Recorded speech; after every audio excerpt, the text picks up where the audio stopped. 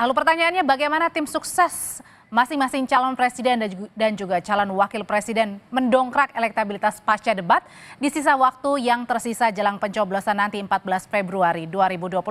Apa yang harus dilakukan masing-masing tim sukses kita ulas sore ini bersama dengan Ketua Departemen Politik dan Perubahan Sosial CSIS, Arya Fernandes. Mas Arya, selamat sore. Selamat sore. Lalu ada juga juru bicara tim Amin yang sudah bergabung bersama saya, ada Bang Bestari Barus. Selamat sore, Bang. Selamat sore, salam adil makmur. Ada juga juru bicara TKN Prabowo Gibran, Mas Dede Prayudi. Mas Uki, selamat sore. Selamat sore, salam Indonesia Maju. Juru bicara TPN Ganjar Mahfud, ada Bang Dedi Sitorus. Sore, Bang Dedi. Selamat sore, selamat Natal juga buat semua yang merayakan. Oke, ini yang paling hot ya. Saya mau tanya dulu nih ke CSIS yang paling panas sore hari ini merilis survei. Mas Arya, jadi sebenarnya apa nih faktor yang paling mempengaruhi elektabilitas masing-masing pasangan calon pasca debat perdana? Baik, terima kasih. Jadi CSIS melakukan survei bertepatan sehari setelah debat pertama dilakukan. Jadi pengumpulan data kita dilakukan secara tatap muka 13 sampai 18 Desember 2023 dan kita menemukan memang seperti tadi yang juga ditampilkan oleh Kompas itu 26,1 untuk pasangan 01, 43,7 untuk 02 dan 19,4 untuk 03. Memang banyak faktor yang mempengaruhi naik atau turunnya keterpilihan pasangan capres dan cawapres. Tapi satu hal yang penting yang menurut saya penting dan akan menjadi tren baru ke depan adalah debat itu akan jadi faktor penting dan krusial yang akan menjadi rujukan penting pemilih untuk menentukan pilihannya. Kita menemukan misalnya 5,8% pemilih yang belum mantap misalnya itu menunggu debat. Dan ada sekitar 12% juga pemilih yang belum mantap dan akan mungkin berubah pilihannya karena mereka menunggu putaran debat. Jadi debat akan jadi tren baru ke depan dan menurut saya debat juga akan menjadi salah satu faktor kunci juga untuk menentukan apakah pilpres kita akan berlangsung 1 atau 2 putaran. Meskipun saat survei kami menemukan bahwa probabilitas untuk 1 atau 2 putaran itu kedua-duanya masih sama-sama terbuka. Ini kan artinya elektabilitas paslon ini pasca debat perdana ya, lalu kenapa baru dirilisnya sekarang Mas Arya? Padahal kan ini sudah debat cawapres ya, artinya debat kedua. Ya tentu kita butuh waktu pengumpulan data. Ya pengumpulan data kita lakukan 13 sampai 18 Desember. Ya dari 18 Desember sampai 25 Desember, 26 Desember kita tentu ada proses spot check, ya mendatangi kembali responden terpilih dan memverifikasi hasilnya, melakukan callback, menanyakan kembali apakah datanya sesuai atau tidak, ada proses cleaning dan tabulasi data. Jadi memang butuh waktu antara survei selesai dilakukan sampai survei itu kemudian dirilis. Oke, saya mau tanya dulu deh masing-masing tim pasangan calon tim sukses ya. Bagaimana strategi usai CSIS merilis hasil survei elektabilitasnya? Bang Bestari, apa strategi yang bisa dilakukan untuk mengejar nih untuk 2 bulan lagi nih, Bang? Jadi pertama begini, debat ini nggak bisa dibilang pasca debat ya karena mereka merilis survei itu justru sehari setelah debat pertama. Artinya belum ada apapun yang diterima oleh masyarakat kaitannya dengan debat itu gitu loh. Kemudian mereka turun dan merilis. Artinya ini sama sekali belum merujuk kepada hasil debat. Gitu. Nah, menurut saya itu belum merujuk sama sekali hasil debat. Jadi meragukan hasil surveinya? Ya, artinya gini, kita masih merujuk kepada hasil Litbang Kompas yang menyatakan bahwa Pak Prabowo dengan dukungan yang sangat kuat, bahkan ada Pak Jokowi di situ kan cuma 38. Buat kita itu aman, gitu loh. Walaupun Anies masih di angka 16 dan kemudian Ganjar itu di angka 15. Nah, 15,3. jadi kalau kita boleh bertanya 43 ini sebetulnya dengan apa yang ada di Litbang Kompas cuman 38, lantas yang benar yang mana? Nah oleh karena itu bagi kami sebetulnya kami tidak terlalu konsentrasi dengan apa yang dihasilkan oleh lembaga survei. Karena menurut kami terkadang apa yang disampaikan oleh lembaga survei tidak mewakili sebetulnya apa yang kemudian ada di lapangan. Tapi yang tadi Abang bilang aman itu apa nih Bang, kalau merujuk pada hasil Litbang Kompas? Ya, artinya ada masih angka 28% undecided itu yang masih wait and see tentunya. Dan tentu itu yang tidak tersentuh oleh CSIS tadi. Sama sekali tidak tersentuh itu. Karena apa? Pasca debatnya belum dapat. Contoh misalnya, kemarin pasca debat Cawapres terjadi euforia. Tetapi setelah 4 hari ternyata berbalik gitu ya. Banyak sekali kemudian para ahli menyampaikan, oh ini tidak seperti itu. Dan itu menjadi konsumsi masyarakat, memperkaya khasanah masyarakat, di dalam kemudian nanti akan memutuskan siapa yang akan dia pilih. Jadi apa yang disampaikan CSIS menurut saya belum mewakili dari apa yang didengar oleh Kalau masyarakat. belum mewakili, tapi kalau menurut dari tim sendiri, tim melakukan survei juga nggak sih internal begitu, dan hasilnya hampir serupa nggak dengan Litbang? Ya itu tidak bisa kami sampaikan, itu konsumsi internal saja. Namun menandakan bahwa kami masih merasa sangat nyaman dalam perjalanan ini, seluruh kegiatan itu kita belum ada melakukan evaluasi loh, masih jalan terus gitu. Jadi tidak bersandar kepada hasil daripada CSIS kemudian kita melakukan evaluasi pergerakan, tidak, jalan masih konsisten. Oke, baik. Kira itu. Oke, artinya meragukan ya di sini ya, masih mempertanyakan ya. Oke, kalau gitu saya sekarang ke Mas Uki dulu dari paslon nomor 2. Mas Uki, kalau Mas Uki sendiri dari juru bicara tim pemenangan Prabowo Gibran melihat elektabilitas hasilnya ini? Ya, tentu kami merasa senang ya melihat bahwa kami leading dan momentum itu terus terjaga, tidak terlalu ada perubahan-perubahan signifikan dari tren ya dari waktu ke waktu. Tapi kan race masih berlangsung ya, artinya kita belum punya waktu untuk merayakan gitu. Kami percaya ya bahwa tim dari paslon 1 dan juga paslon 3 sedang bekerja keras sehingga kami tidak boleh lengah. Kami juga terus bekerja keras. Kami membedah kok data-data tersebut, baik karakteristik demografis dan lain-lain tentu, tapi tidak bisa saya umbarkan terlalu dalam ya soal strateginya begitu. Tapi yang jelas kami percaya bahwa yang namanya survei itu adalah produk sains, sehingga harus disikapi secara saintifik juga ya. Dan apakah Mas Uki juga melihat ini pengaruh dari debat juga setelah debat perdana, atau sama tadi kata Bang Besari bilang ini justru kayaknya nggak mencakup tentang debat deh nih hasilnya? Nah, itu kan bisa kita tanyakan kepada Bang Arya ya terkait dengan tanggal pengambilan surveinya ya. Survei lapangan itu tanggal berapa sampai tanggal berapa. Apabila memang survei lapangan dilakukan persis setelah debat pertama ya, dari H+1 sampai dengan H+ sekian misalnya ya, nggak terlalu jauh. Nah, ini tentu cukup bisa menggambarkan kondisi masyarakat terkait dengan pilihan politiknya setelah debat. Itu menurut kami, Mbak. Oke, artinya debat itu dirasa respon yang positif juga ya buat Anda dan tim dan juga paslon. Betul. Oke, kalau dari Bang Deddy melihat dari hasil elektabilitas tadi, nomor 1 sudah menjawab, 2 gimana dengan 3? Ya kalau soal survei ya silakan saja, saya kira ya semua kan bertanggung jawab dengan hasil yang disampaikan. Tapi kan kita memang paham situasi lapangan saat ini yang sangat jorok. Ini saya kira pemilu paling jorok sepanjang sejarah modern kita. Saat ini kami di PD Perjuangan menghadapi tekanan yang luar biasa dari aparat-aparat kekuasaan, instrumen-instrumen kekuasaan, ya, yang bekerja keras di Jawa Tengah, di Bali, di Jawa Timur. Jadi dan sepanjang yang namanya survei tekanan seperti apa, Bang? Ya itu sesi lain lah. Kita kan bisa bahas survei. Semua orang tahu lah ya.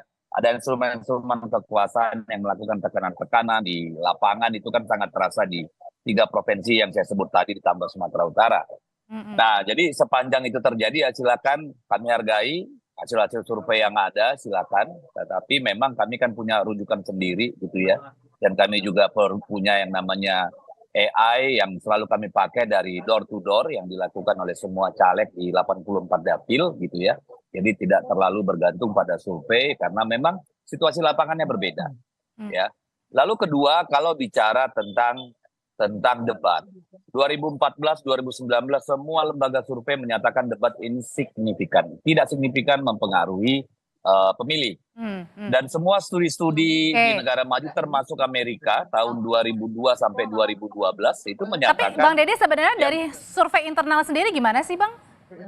Bentar dulu saya jelasin dulu dong. Jadi hampir semua survei termasuk di negara modern seperti Amerika Serikat bahwa mengatakan ya silakan di Google saja itu tidak ada pengaruh signifikan bagi pemilih karena debat gitu ya. Kita tahu debat di sana sangat liberal, tidak seperti debat kita di sini yang yang bisa diatur-atur atau katakanlah tidak memberi efek pendalaman yang cukup memadai gitu ya. Tetapi bisa saja berbeda karena memang mayoritas sekarang pemilih itu ada pada usia-usia muda.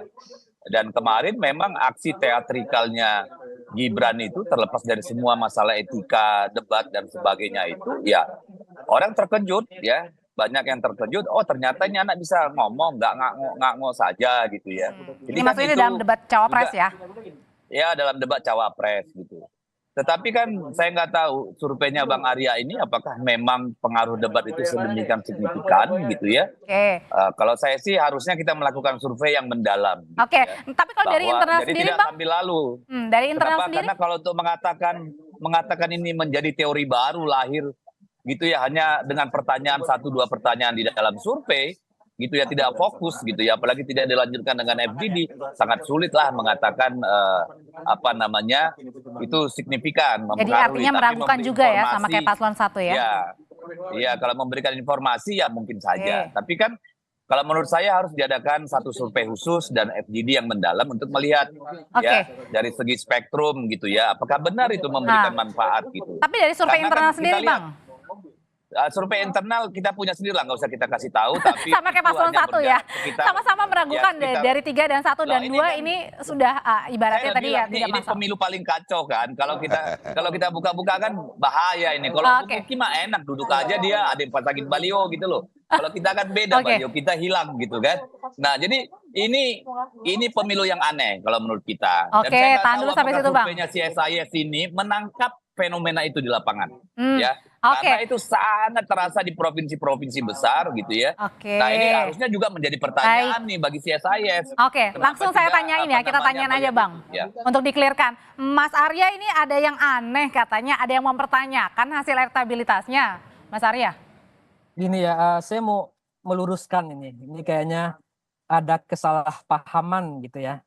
Yang ingin kita sampaikan itu adalah bukan kita ingin mengatakan apakah debat punya pengaruh pada elektabilitas atau tidak. Yang ingin kita sampaikan adalah debat itu pada satu titik punya efek yang krusial untuk menentukan pilihan seseorang. Yang kedua, debat itu dalam kondisi yang strategis, dia juga akan mempengaruhi apakah pilpresnya akan berlangsung 1 atau 2 putaran. Memang studi-studi terutama di Amerika itu memang menunjukkan faktor debat kecil. Tapi studi terbaru, Bang Deddy, di Amerika Latin yang kondisinya secara politik itu mirip sama kita, party ID-nya lemah gitu ya, kelembagaan politiknya juga lemah, itu debat itu punya pengaruh. Beda dengan Amerika yang memang sudah baik gitu ya. Nah yang kedua, saya ingin juga komentari Bang Bestari. Survei kita lakukan 13-18. Debat itu dilakukan 12 Desember. Kalau survei setelah debat itu kan artinya memotret kondisi terkini pasca debat. Nah, jadi kita ingin menunjukkan satu tren baru di politik kita dan ini ke depan juga bahwa to some extent debat akan berpengaruh. Debat akan penting ya. Debat akan penting untuk menjadi salah satu referensi publik dalam memilih. Referensinya banyak. Jadi ada 2 ya Mas Arya tadi penekanannya bahwa debat itu berpengaruh dan kedua tadi apakah dilihat 1 putaran atau 2 putaran gitu ya Mas ya? Nah untuk 1-2 putaran kita menemukan bahwa kondisinya sama-sama terbuka. Jadi pasangan calon misalnya yang sekarang dianggap misalnya underdog dan segala macam rendah itu keduanya masih punya kesempatan yang sama, masih ada harapan, masih ada waktu untuk misalnya bisa membuat pilpres terjadi dalam 2 putaran. Jadi kita ingin mengatakan di rilis tadi bahwa 1 atau 2 putaran, kedua kemungkinannya sama-sama besar, sama-sama sama gitu. Oh imbang ya kalau gitu ya, Bang Bestari. Ya. Ini belum tentu 1 putaran bisa 2 karena imbang nih. Iya, makanya saya katakan tadi, saya juga agak heran gini. Saya nggak ngerti apa pembanding yang dipakai oleh CSIS di dalam kemudian menetapkan bahwa angka perolehan hasil surveinya itu kalau dibilang melonjak juga enggak, karena kita juga tidak diberikan pembanding sebelum debat itu dilaksanakan berapa rilis dari CSIS gitu. Jadi ini kan survei dadakan kalau menurut saya begitu. Tapi kita hargai itu sebagai satu masukan. Namun kita sangat tidak terpengaruh soal itu. Ingin potong Bang Bestari nih. Bang Bestari ini banyak informasi yang salah yang disampaikan gitu ya. Bukan dadakan Bang Bestari. Kalau Bang Bestari baca rilis kita mempersiapkannya sudah sejak November. Ya, November. Rilis pertamanya harusnya harusnya CSIS secara bertanggung jawab menyandingkan rilis pertama sebelum rilis yang tanggal berapa nih?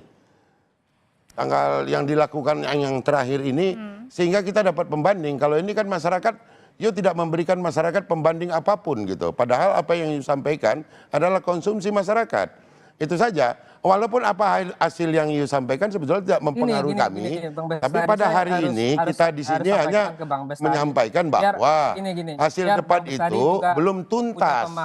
Karena apa? 4 hari setelah debat cawapres itu tidak diukur oleh CSIS. Ini sekedar masukan supaya punya firma itu jauh lebih baik lagi ke depan. Oke, Mas Arya. Bang Bestari, saya ingin berikan penjelasan yang utuh pada Bang Bestari biar pemahaman Bang Bestari itu tidak keliru memahami sebuah data. Jadi survei itu dilakukan 13 sampai 18. Nah, jadi kami memotret memang kondisi yang terjadi setelah debat dilakukan. Debat dilakukan 12 Desember ya. Nah, bagaimana kondisinya? Kondisinya seperti tadi. Nah, 01 begini, 02 begini, 03 begini. Nah, apakah kita ingin mengatakan debat punya pengaruh atau tidak? Kita tidak mengatakan itu. Yang ingin kita katakan adalah pada satu titik debat itu akan penting bagi pemilih. Okay. Dan debat itu akan krusial. Nah, itu Bang Bestari. Nah, itu kita pahami. Yang tidak kita pahami adalah metode yang Anda sampling itu seperti apa, pertanyaannya apa, kan itu kan tidak terbuka. Oke, tahan dulu di sana. Gitu. Ya, tahan dulu Bang Bestari, karena usai jeda saya juga ingin bertanya nih ke Mas Uki. Ini kan jargon untuk satu putaran menang ini selalu dieluk-elukan atau diyal-yalkan ya oleh paslon nomor 2. Nah, tapi kata CSIS bilang, Mas Arya bilang, ini sebenarnya imbang nih antara satu putaran dengan 2 putaran. Tanggapannya gimana? Nanti saya juga mau tanya sama Mas Bang Deddy nih. Tetaplah bersama kami di Kompas Petang. Mas Uki, kalau dari tim paslon nomor 2 kan ini selalu menguluk-ulukan yel menang 1 putaran. Kalau gitu masih yakin dengan menang 1 putaran? Karena tadi Mas Arya bilang semuanya imbang nih antara 1 putaran dan juga 2 putaran, Mas Uki. Ya Mbak, kami itu fokus dengan kerja-kerja aja ya. Artinya begini, kalau kami bekerja keras ya, menjaga momentum dengan baik, juga tim lapangan juga bekerja keras ya, lalu juga koalisi kami ya mengawinkan, mengharmonisasi antara kepentingan pileg dengan pilpres dengan baik ya, kami tetap yakin bahwa kami akan menang 1 putaran. Tapi kami tidak mau jumawa, artinya menang 1 putaran ini hanya bisa didapat dengan kerja keras dan kerja kompak, kurang lebih begitu Mbak. Oke, artinya masih terus bekerja ya untuk menang 1 putaran ya, meskipun peluangnya 2 putaran juga masih ada. Betul. Oke. Oke, kalau dari Bang Deddy sendiri untuk mengejar nih Bang dari minimal dari Litbang Kompas dan juga hasil dari CSIS, Bang. Apa yang perlu digenjot lagi, Bang? Di daerah mana nih? Ya, kita masih tetap harus bertempur dengan pasukan siluman ya. Di daerah-daerah apa itu Bang Siluman? Terutama, ya Anda ngerti lah, jangan pura-pura nggak tahu. Di Jawa Tengah, di Bali, dan di Jawa Timur ya. Itu kan persoalan yang kita hadapi hari ini. Ya. Bagaimana kita di permukaan seolah-olah pemilu ini sangat demokratis, tapi di bawah tangan-tangan hitam kekuasaan itu bermain begitu kotor dan mengerikan sebenarnya kalau dibanding pemerintahan-pemerintahan sebelumnya gitu. Jadi kalau soal strategi apa segala macam udah dah itu urusan kita di dalam lah ya. Kalau soal survei juga silakan monggo kita hargai, nggak apa-apa gitu ya. Silakan juga gitu. Kalau kita sih yang paling penting kita berjalan dengan keyakinan diri.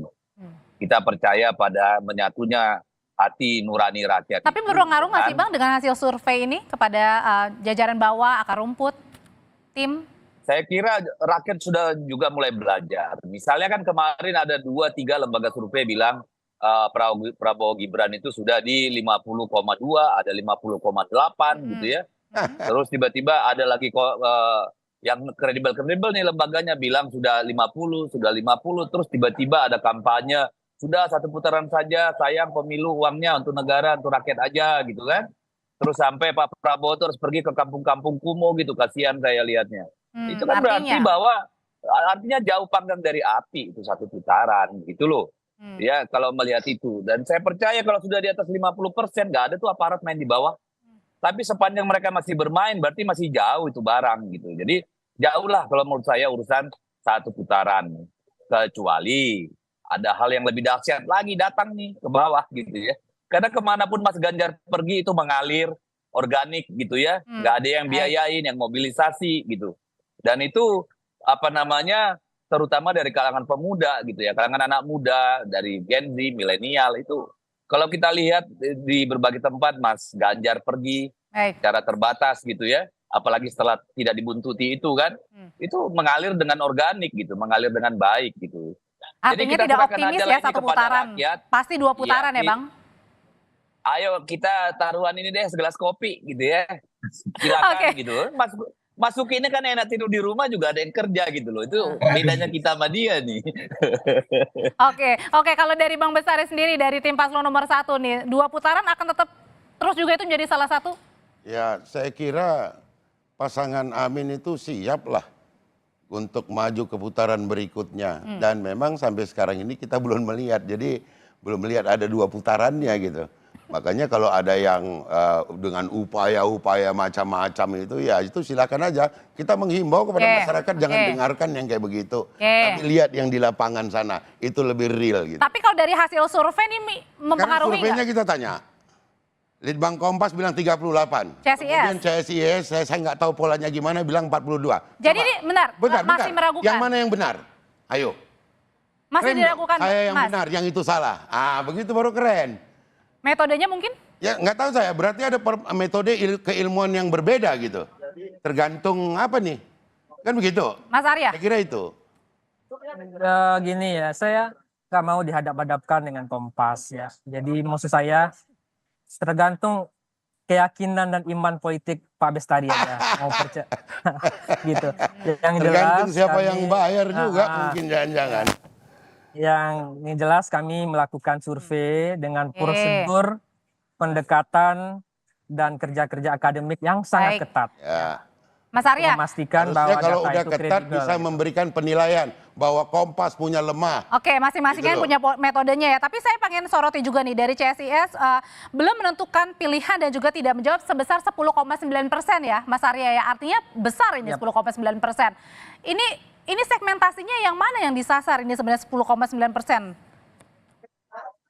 Ya, ya tentu saat survei kita lakukan, kita tanya orang kalau pemilu hari ini Anda akan pilih siapa. Tentu ada yang bilang dia rahasia, mungkin dia merahasiakan pilihannya atau dia nggak mau secara terbuka menunjukkan pilihannya. Itu dalam survei tentu hal yang biasa, hal yang normal. Bagaimana karakteristiknya? Tentu kita melihat karakteristiknya sebagian besar, bukan sebagian besar, umumnya adalah orang-orang yang memang pertama orang yang mendasarkan pilihannya pada isu. Jadi dia akan komparasi isu satu pasangan dengan pasangan yang lain. Ada juga yang menunggu debat. Jadi dia akan lihat dulu putaran debat, dia akan bandingkan mana yang kira-kira programnya bagus. Dan ini usianya range berapa nih 10,9% ini Mas? Masih muda kah? Ya umumnya tersebar cukup merata. Ya. Oh, oke. Tapi tentu segmen muda angkanya lebih tinggi dibandingkan segmen tua ya. Oke, yang perlu kemudian untuk menaikkan elektoral juga adalah mengejar ya tadi 10,9% yang belum menentukan pilihan dan juga belum menjawab adalah masalah wilayah. Nah, wilayah apa sebenarnya Mas Uki yang kemudian masih menjadi target utama juga dari paslon nomor 02? Ya, sebenarnya menjadi perhatian kami adalah wilayah-wilayah tertentu ya di Pulau Jawa ya. Misalnya di Jawa Tengah, di DIY ya. Menurut berbagai survei itu masih ada ruang ya untuk kami improve gitu. Juga ada beberapa wilayah seperti DKI Jakarta, Banten itu juga masih kami improve. Tapi begini, kalau kita menyasar kepada pemilih yang belum menjawab atau yang tidak tahu ya. Nah, ini menurut hemat kami setelah kami breakdown beberapa data ya karakteristiknya, mereka adalah pemilih-pemilih muda yang cenderung lebih rasional, cenderung yang pendidikannya lebih tinggi gitu. Nah, ini kan karakteristiknya bisa ada 2 klasifikasi. Klasifikasi pertama, mereka itu adalah pemilih-pemilih yang baru menjatuhkan pilihan ketika gizi informasinya sudah tercukupi dulu. Gitu. Itu yang mungkin tadi Bang Arya sampaikan ya. Tapi jangan lupa ada pemilih kedua karakteristiknya. Walaupun dia rasional, tapi dia adalah orang-orang yang apolitis, Mbak. Orang-orang yang merasa hiruk pikuk politik itu nggak bersentuhan dengan kulit mereka. Nah, orang-orang ini merasa mungkin para politisi ini pada berantem di TV. Oke. Itu hanya untuk Berarti salah kepentingan satunya Jakarta yang menjadi fokus ya. Nah, inilah dia pentingnya kenapa ya dari Prabowo Gibran ini politik yang gembira, Baik. tidak menyerang. Baik. Begitu Oke, ya. kalau dari paslon nomor 3, 03, Bang Deddy, kalau tadi kan Jakarta nih yang pengen difokuskan oleh paslon nomor 02 salah satunya. Dari 03? Ya kalau 03 kita tetap menjaga basis suara kita ya. Kalau hanya pasangan 02 itu secara pasangan, secara partai politik mah nggak ada sesuatu yang perlu kita khawatirkan gitu ya. Karena daerah itu memang sudah lama menjadi basis PDI Perjuangan seperti Jawa Tengah dan Bali gitu. Tetapi ketika yang bergerak bukan orang-orang seperti Dede ini gitu ya, tapi orang-orang berseragam ya, itu yang membuat daerah itu menjadi sangat-sangat sangat-sangat bergejolak gitu ya. Dan saya kira ini kalau diteruskan, kalau menurut saya akan sangat tidak baik buat pemilu kita, buat bangsa kita gitu. Karena apapun hasilnya itu akan membuat keterbelahan dan luka-luka yang akan sangat panjang dan berdarah buat kita. Oke, dari 01, Bang. Ya, kalau tadi dikatakan Jakarta disasar dan sebagainya, kita menyasar juga itu. Sekarang ini di Sumatera Barat, Lampung, dan juga Jawa Tengah itu perlahan. Bagaimana ketika kita kumpul itu mayoritas dengan kegiatan yang kita buat itu. Artinya mau menggerus 02 dan 03. Anak muda yang paling banyak ada di situ.